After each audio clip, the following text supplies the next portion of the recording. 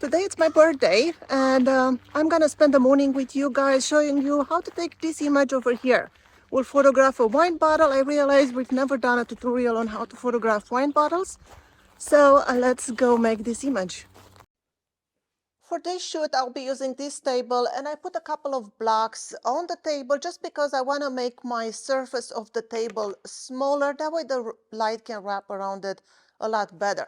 When you photograph bottles, you really want to use the smallest table you can, the smallest surface, and the biggest light you have. So I have these blocks. Like I said, the only thing they're doing is just making my table smaller so light can wrap around it.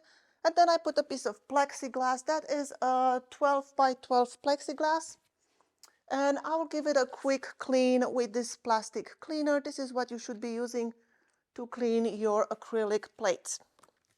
So I'm just going to give it a quick spritz and a little wipe. And then we'll get to work. Now, typically, when you photograph wine bottles, if you watch many tutorials on the internet, you will see it's done with strip boxes. And you will place your strip boxes behind your bottle on each side, and you'll have a light on each side, and then screens with diffusing material so you can create gradients. And that kind of shoot gives really, really good results, but it does require a lot of equipment. So I'm going to show you how you can create really good images with very little equipment. So we'll be using no backgrounds, no diffusing materials, and it's going to be really, really easy. All right, so I have my plexiglass. I should probably bring my wine. And we're going to give it just a little wipe. All right, I'm going to place it over here, just like that. For the camera, as always, I'm shooting with my Sony 7R4. I have the 90mm macro lens on it, and I am tethered into Capture One. For the light, I will be using speed lights, and for the softbox, I have this giant softbox.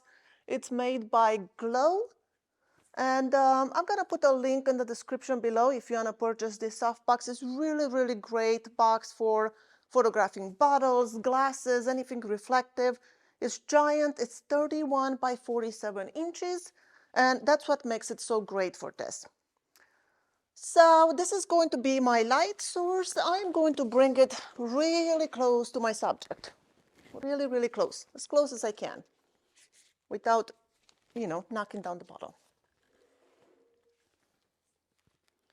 Maybe I'll even put it on top of the table, resting right there. Now this, if I just photograph it like this, let's see what we get. I'm going to frame my image here. And you know what? Let me start the screen recording just so you can see exactly what I'm seeing.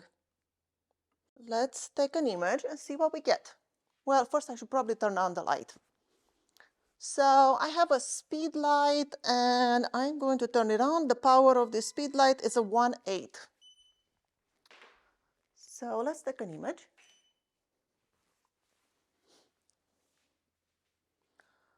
So as you can see, we're getting kind of like a silhouette. I don't think I was focused on it. But I want to have a black background. So how do we get around that? Well, I'm going to use a piece of a foam board. Just a thin strip, just enough to, be behind my bottle. Just a little bit wider than my bottle. So let's see, I need a clip. And what I will be doing is I will be clipping this to my softbox. Something like this. Now we'll center it. Great. So let's take an image now. My camera settings are shutter speed 1/200, f8, ISO 100 if you're wondering.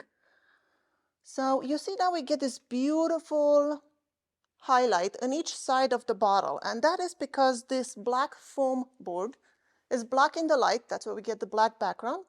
And this light is kind of spilling over and wrapping around my bottle. And that is exactly what I want.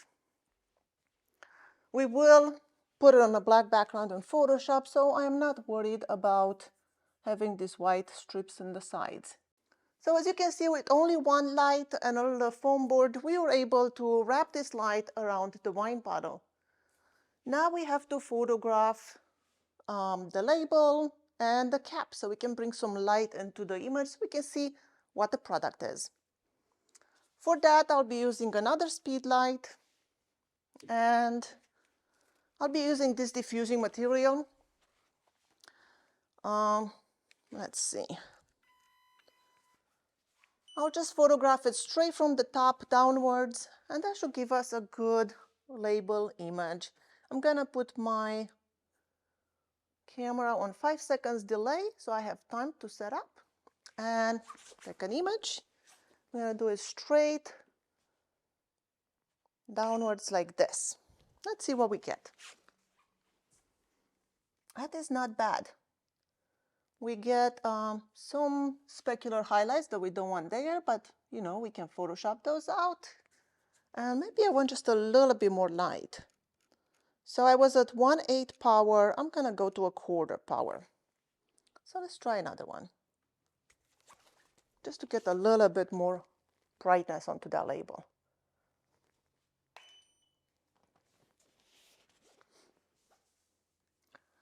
And that is better.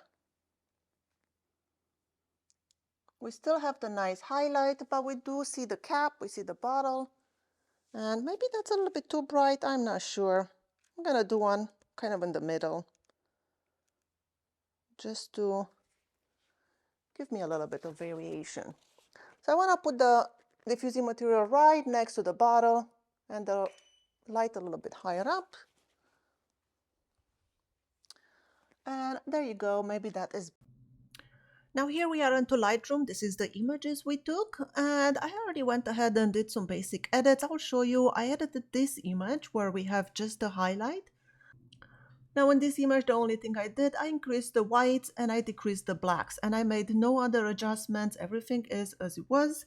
This was the before, this is the after. The reason why I did this is because I wanted to make the brights a little bit brighter, but then the blacks I wanted to be pure black. So in Photoshop, when I put it on a black background, it will just go in really nicely.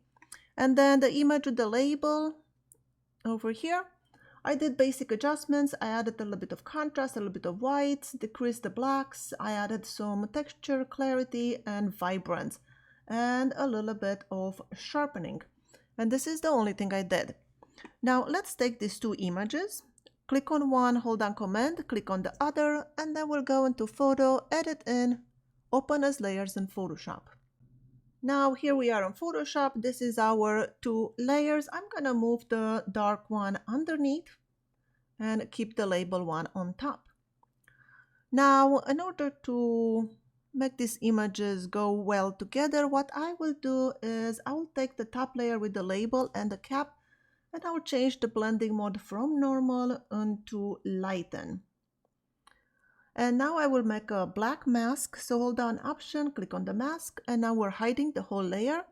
And then with the brush, white as a foreground color, so X to toggle between the black and white. So now I have white. Now I will paint in the parts that I want to reveal from this image, which is just the label and the cap. So I'll just paint them in really, really fast. Nothing tricky about this.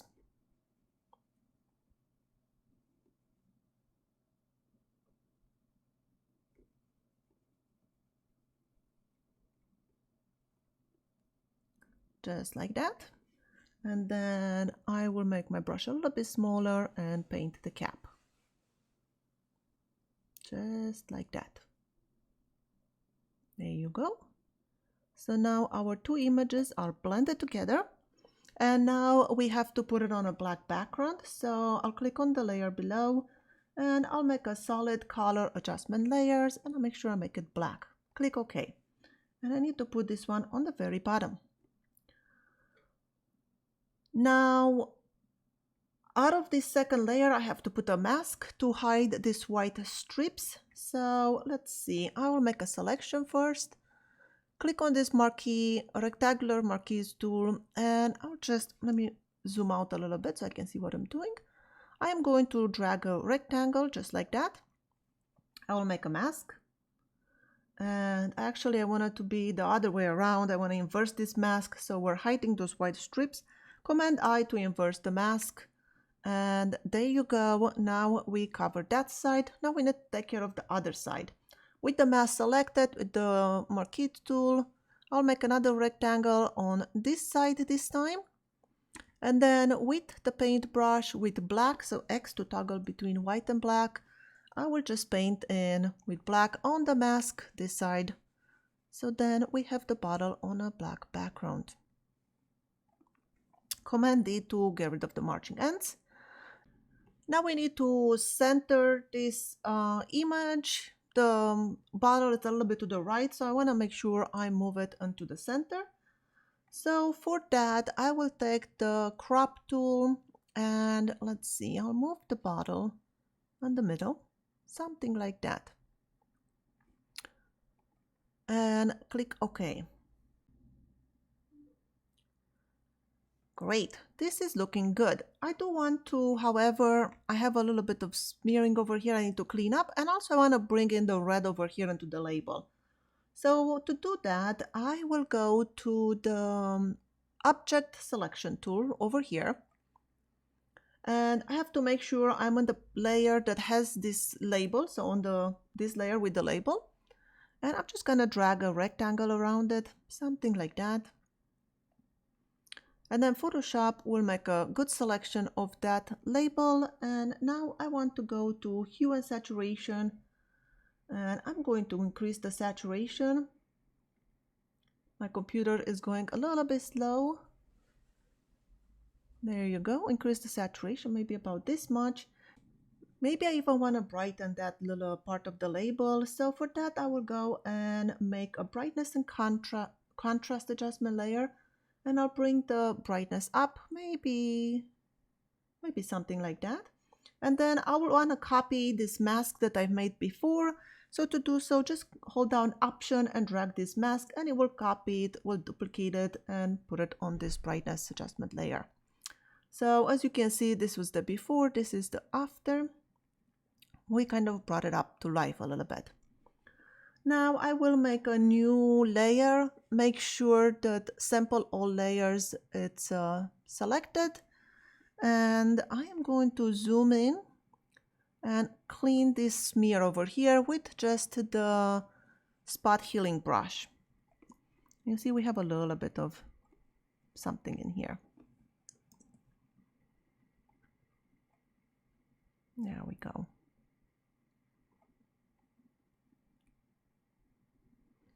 Now it looks like I'm missing this line a little bit there, so I'll just take the clone stamp tool and make sure that I'm continuing this light in here.